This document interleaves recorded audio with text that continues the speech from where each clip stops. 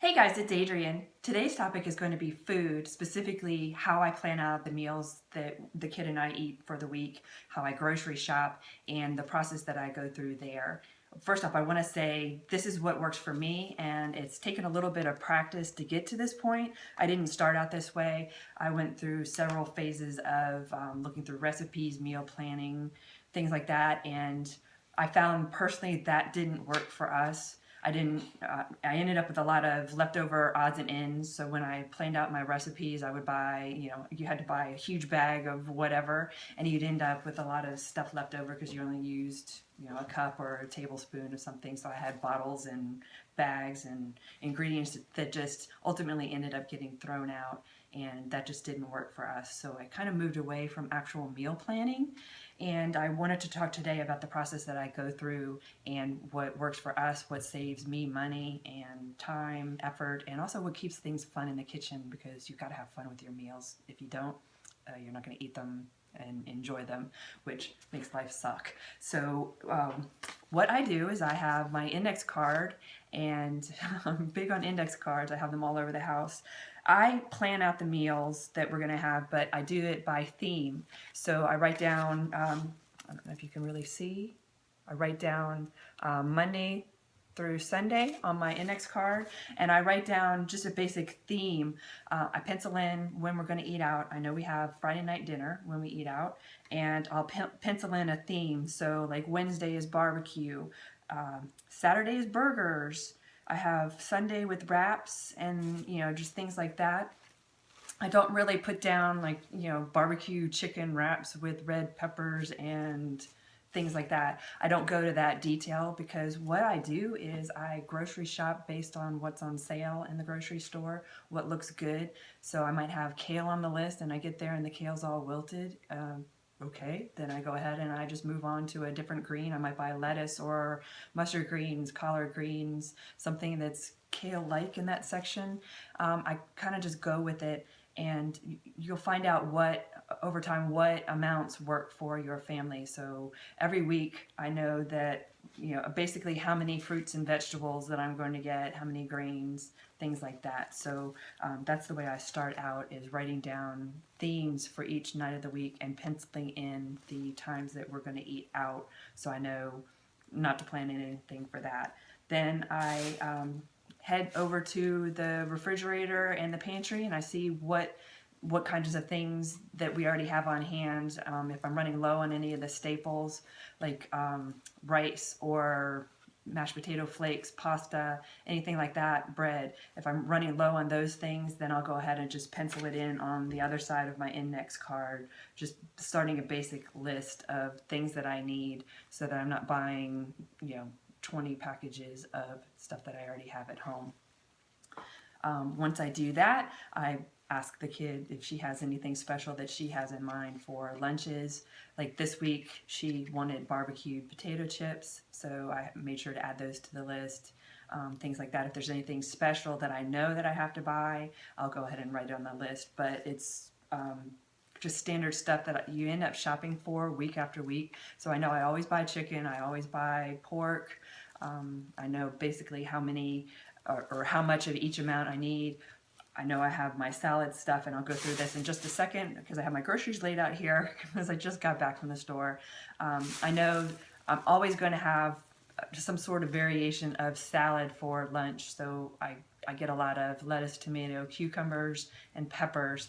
Those things also can be used on burgers, in wraps, and they're multi-purpose. So those I consider staples, and I get a lot of those.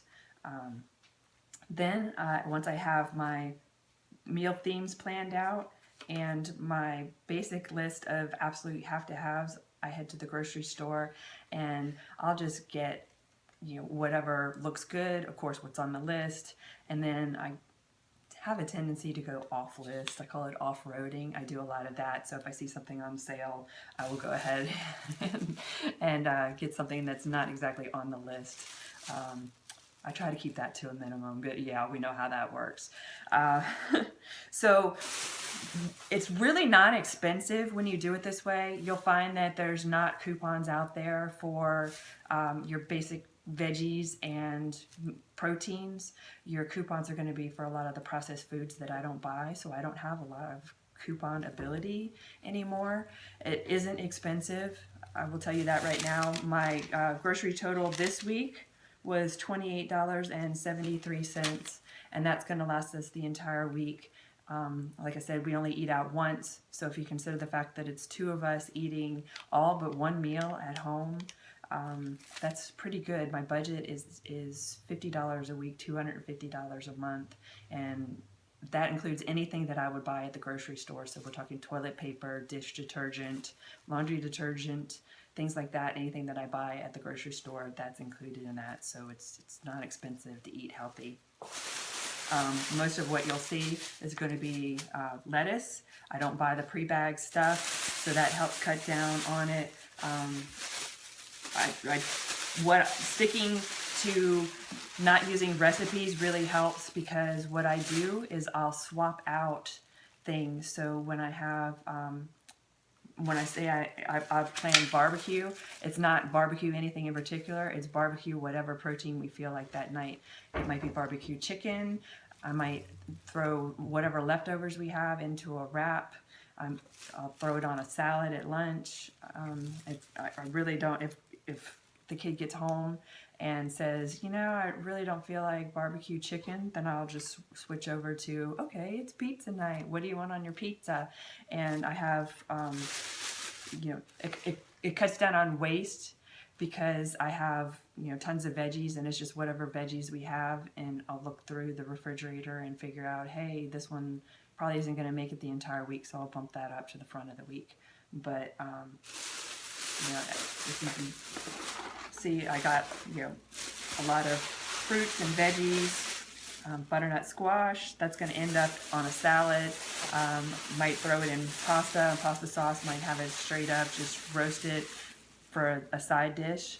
I've got, peppers, and I end up with orange, because orange was on sale this week and the red weren't. So, okay, I'm good with orange. Things like that. So I think that's what keeps things fun. I don't plan out a meal based on a recipe that I find. I just end up going with the vegetable that's on sale, that's close to whatever vegetable might be mentioned in the recipe, and I vary the amounts based on what I think looks good, and play with things like that, and it keeps the meals fun. You have a different flavor. You're not stuck with something that you may not want to eat that night, and then you never get back to using up that ingredient and throwing it out at the end of the week. So that's a little bit, a high-level overview of what I do when I plan out my meals and my grocery shopping.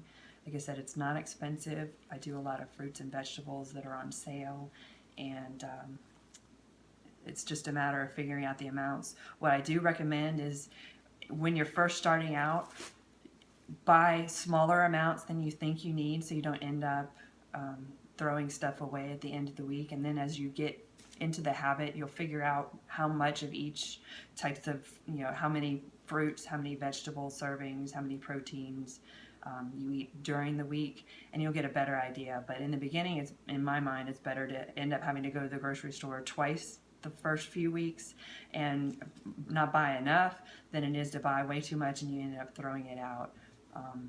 So kind of play with the amounts, and you'll get used to what you almost always buy every week and the amounts that you need, and just get into that habit, and it becomes a lot easier, and then gives you the freedom of playing around with throwing different ingredients into your meals instead of being stuck with the recipe. So if you have specific questions that I can answer on meal planning, what I do, how I grocery shop, or ideas on saving money, feel free to ask, because like I said, I can talk endlessly about food, and I'll help you out however I can.